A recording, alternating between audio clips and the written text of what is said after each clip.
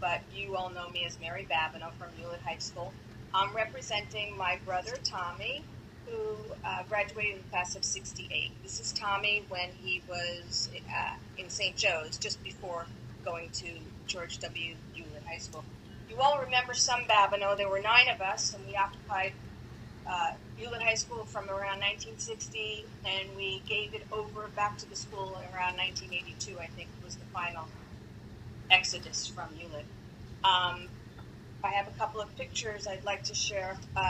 Tommy, that you might recognize him better. That's Tommy, probably about 18, something like that, 18 years old. A couple of stories to tell you. Here's a picture of Tommy with my mom as he was getting ready for his prom, and my mom still is alive today. A couple of stories. Joan was telling me about a story that Tommy was quite the comedian, very funny person. She was telling me a story that out of nowhere he would just shout, "Earthquake!" And everybody knew what to do. They'd all run to a tree, grab a tree, and start shaking like the ground was moving. And after a while, everyone caught on, and then they just did it. The other story was one night that they were really hungry, and Wetzel's up on Sunrise Highway was open, and they all walked up there, and Joan turned around, and there was Tommy rowing an invisible boat in the middle of Sunrise Highway. Those were a couple of the stories she told me. One of the stories I remember about Tommy was the day he needed to borrow $10 from me, and I loaned him $10. No, I didn't loan him $10. I gave it to him, and he gave me his bike. He sold the bike to me, his 10-speed. And about 4 days later, he came and took the bike back. And when I asked him about that, he said it was a rental, not a purchase. But I didn't see it that way.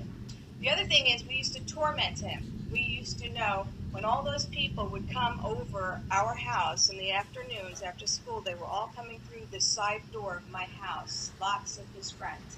And we knew why they were coming there, because they were smoking pot. Anyhow, we would go down the staircase, hide, and inevitably one of his friends would see us, tell Tommy, and he'd come up and chase us and get mad, and we'd run and hide and so forth.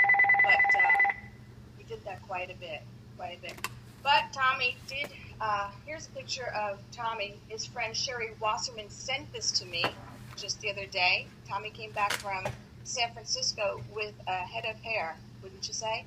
You see that necklace? I still have that necklace. And this other picture she sent is, here he is with his girlfriend, Lisa Green. And if anyone knows anything about where she is, I'd love to know.